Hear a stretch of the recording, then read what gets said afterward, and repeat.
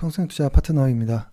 오늘은 1월 18일 목요일입니다. 오늘 시장이 쭉 빠지다가 잠깐 멈췄는데요. 이것이 어떻게 될지에 대한 더 빠질 수도 있고 반등할 수도 있는데 이 시장을 어떻게 봐야 될지에 대한 고민을 좀 이야기해 보겠습니다. 일단 지난 이제 방송들에서 말씀드렸던 내용을 좀 복귀해 보면 다양한 내용들은 빼고 일단 이렇게 네모친 동그라미 친 요 부분에서 사실 꽤 많은 분산들이 있었거든요. 그래서 사실 저희가 그때 생각했던 거는 여기서 어느 정도 조정이 한 2400 정도까지 나올 수 있지 않을까라는 이야기를 좀 드렸었는데, 어, 지수가 갑자기 탁 튀어 올라갔거든요. 그리고 나서 지금은 요 과하게 올라간 부분에 대한 어떤, 조정으로 좀 보이는데, 차트로 보자면 그런 내용이죠. 이것을 어떻게 봐야 될지 지금 자리를 생각해 보면 일단, 요렇게 보면 좀 도움이 될 것 같은데요. 어, 일단은 저는 일단 이렇게 봅니다. 예를 들어서 어떤 종목을 볼 때 일봉을 이렇게 보다 보면은 잘 모르겠다 싶으면 주봉을 보거나 월봉을 좀 보죠. 그리고 어떤 종목을 이렇게 보다 보면 이건 뭐지? 어떻게 되는 거지라고 할 때 그 위에 업종을 같이 봅니다. 예를 들어서 현대차를 본다라고 해보면 현대차가 속해 있는 업종이나 ETF를 좀 보죠. 그 방향이 어떻게 같이 가는지. 예를 들어서 하나 해볼까요? 에코프로라는 종목을 한번 봐볼까요? 에코프로.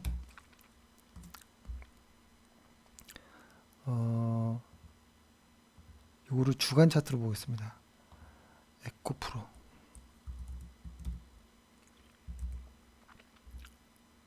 아이고. 에코프로를 보면 쭉 올라갔다가 20주 이평선, 60주 이평선 여기까지 내려왔구나 이렇게 보는 것인데 이것을 ETF 코스닥스 2차전지 ETF랑 같이 비교해서 보면 ETF는 쭉 올라갔다가 20주 깨고 60주는 이미 먼저 깨고 한참 밑으로 내려온 그러면 2차전지 ETF 안에서 에코프로가 그나마 시장 업종 안에서는 좀 강했구나 이렇게 좀 보는 것이죠. 덜 빠졌고 더 많이 올랐고 했으니까 이런 식으로 하나 위를 좀 보는 게 좋은 것 같아요. 그래서 코스피를 볼 때는 코스피가 좀 아리송하다 싶으면 그 위에 좀 더 큰, 그러니까 저 같은 경우에는 코스피를 보통 그 코덱스 MSCI 월드 요 ETF랑 좀 같이 비교해서 보거든요. 보면은 얘는 너무 많이 잘 가고 있죠. 코스피 같은 경우에는 많이 빠졌고 이것을 조금 더 이렇게 자세하게 한번 봐보면 요 파란색이 코스피이고 비교할 지수가 빨간색입니다. 그래서 다우산업부터 이렇게 보면 그렇죠? 코스피가 확실히 더 많이 빠졌죠. 그리고 나스닥도 나스닥에 비해 코스피가 파란색이 훨씬 더 많이 빠지고 S&P 500 그쵸? 요거는 S&P 그 소형주인데요. S&P 소형주와 코스피가 최근에는 매우 좀 잘 맞는 모습이 보이고 그 다음에 유로, 필라델피아, 독일, 호주, 상해, 홍콩, 항생, 심천, 니케이, 대만 요 정도 인도, 태국 이렇게 좀 보면 한국이 확실히 좀 많이 빠진 이런 모습이 있습니다. 이렇게 생각해 볼 수 있겠죠.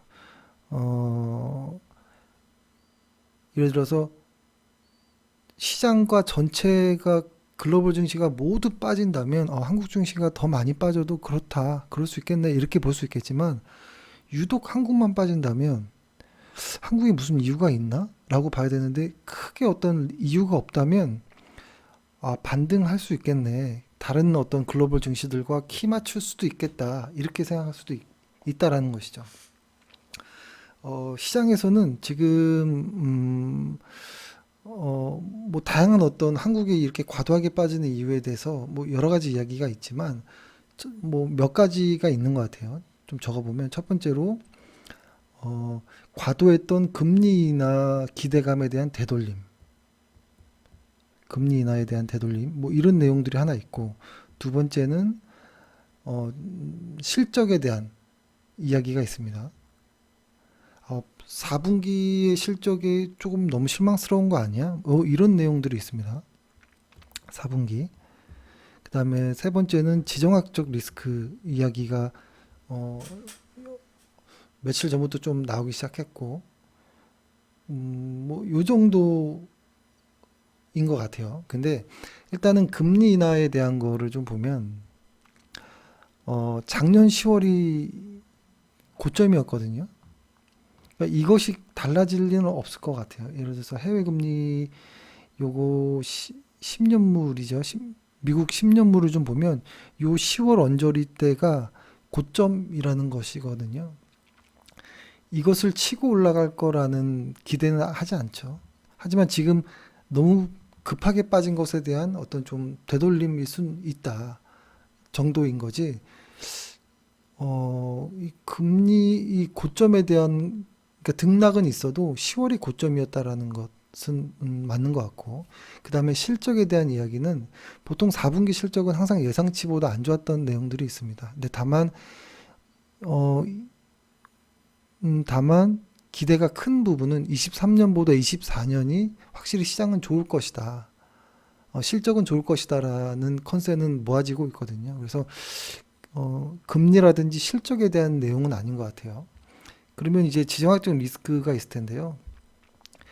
지정학적 리스크에 보면 뭐 최근에 북한 이야기도 나오고 있고, 그 다음에 뭐 최근에 또 예멘 후티 반군에 대한 이야기, 뭐 중국 리스크 뭐 이런 것들이 있는데, 사실 요 북한과 예멘 관련한 요 어떤 이야기들은 모른다라고 보는 게 좋은 것 같아요. 모른다. 모르거나 혹은 오래 걸리거나 이렇게 보는 것이 맞는 것 같고, 그래서 이것은 어떻게 할 수 있는 부분이 아니고, 중국 내용은 뭐 대만과의 사이 이런 것보다도 중국의 경기 문제인 것 같거든요.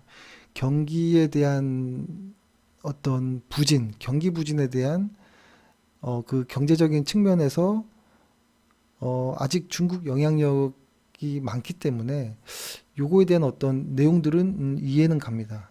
하지만 요 위에 북한과 어떤 예멘 후티 반군에 대한 이런 내용들은 우리가 할 수 있는 부분은 아닌 것이고, 그래서 이런 것들은 모르거나 오래 걸릴 수 있는 내용이지 않을까.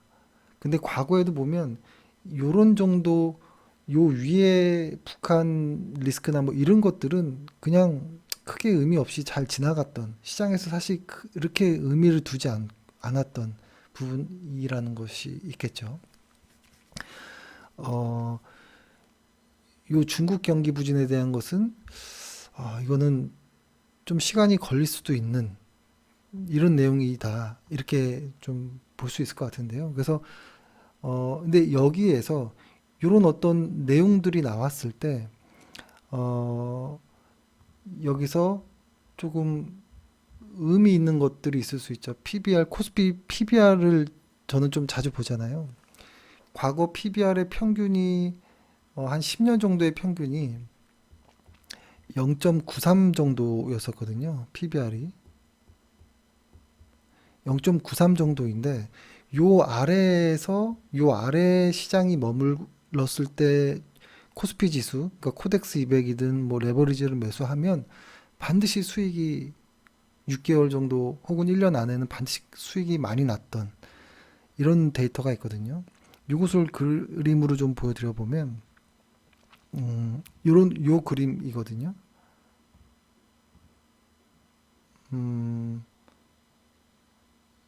여기 잠시만요. 음,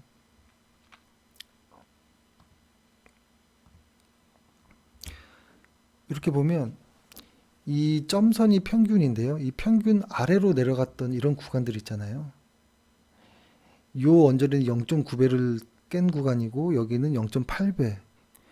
코로나 때는 뭐 계산하기도 어려울 정도였고 여기 이렇게 최근에 이런 구간들을 이렇게 보면 지금은 이런 구간이면 항상 이렇게 올라오는 모습이 있었죠. 이런 구간에서는 항상 올라오는 구간들이 있는 것. 여기서도 살짝이라도 올라왔었고 지금도 언젠간 이렇게 튀고 올라갈 거라는 생각은 들거든요. 이거를 제가 차트로 좀 보여드려 보면 한 10년 정도를 놓고 보면 요 노란색 구간이잖아요. 이 노란색 구간은 0.9배 정도를 깬 오늘 날짜로 PBR이 0.8배 정도 되거든요. 0.88배 정도. 그렇죠. 0.88배 정도. 그랬을 때, 그러니까 시간이 지났을 때 주간 차트 상의 20주 이동 평균선 요 구간 아래에 보통 머뭅니다. 보통. 그랬을 경우에 시간이 지나면 요 20주 이평선 이 파란색을 항상 올라오는 이런 어떤 모습들. 여기서도 항상 올라오고 여기 샀어도 올라오고 사도 항상 20주 이평선 올라오는 여기 샀어도 항상 올라오는 이렇게 샀어도 올라왔죠. 여기도 저는 또 올라갈 거라고 보거든요. 근데 이제 당장 그럼 내일부터 반등할 것이냐 뭐 이렇게는 모르겠습니다만 지금 2500 정도가 0.9배 아래이거든요. 근데 벌써 지금 2440이기 때문에 0.88배 정도까지 왔는데 지금부터는 반등은 사실 언제부터다 이렇게 알 수는 없지만 지금부터는 코스피 지수가 매력적인 구간으로 돌아섰다라는 것이고 그래서 코덱스 200이나 이런 부분을 지금부터는 분할로 매수하기 좋다라는 생각을 합니다. 이거를 좀 자세히 좀 크게 보면은 예를 들어서 지금 현재 가격에서부터 이렇게 한 10% 정도 하락할 것을 보고 한 2%씩 빠질 때마다 그렇죠? 2%씩 빠질 때마다 추가 매수한다라는 생각으로 매수를 하는 것이죠. 혹은 5주 이동 평균선을 회복하는 순간에 매수를 한다든지 지금은 5주 이평선과 주가가 괴리가 크잖아요. 이 5주 이평선이 내려오고 이 주가가 바닥을 만들고 올라갈 때부터 매수를 하든지 근데 그 매수 시점은 모르기 때문에 그냥 지금도 벌써 싼 구간이니까 매수 그냥 분할 매수로 그냥 대응을 한다든지 빠지면 사겠다 이런 식으로 더 빠지면 더 사겠다 이런 마음으로 그러니까 다른 개별 종목들은 이렇게 대응하지 못하는데 특히 이제 지수는 이렇게 대응했을 때 항상 높은 확률로 수익이 났던 것 같고요. 이 구간을 볼린저 밴드랑 좀 봐보면 월간 차트 상의 볼린저 밴드 여기 저희가 자주 말씀드린 이런 구간들이 그런 구간입니다. 0.89배를 깨는 이런 구간들 최근에도 보면 딱 맞잖아요. 근데 지금은 아직 0.8배를 깨진 않았지만 0.9배를 깨고 내려오는 과정이거든요. 그래서 지금부터는 요 구간은 충분히 길게 본다면 충분히 매수할 수 있는 구간이다. 지금부터 요 언저리 구간에서를 분할 매수로 활용하는 게 어떨까라는 생각입니다. 근데 이것을 해놓는 것은 저는 좋은 것 같아요. 보통 거의 요런 곳에서 이렇게 항상 샀을 때는 뭐 대부분 수익이 과거에도 그랬습니다. 과거에도 이렇게 볼린저 밴드 이런 하단의 이런 영역들은 항상 튀어 올라간 모습이 이렇게 나오거든요.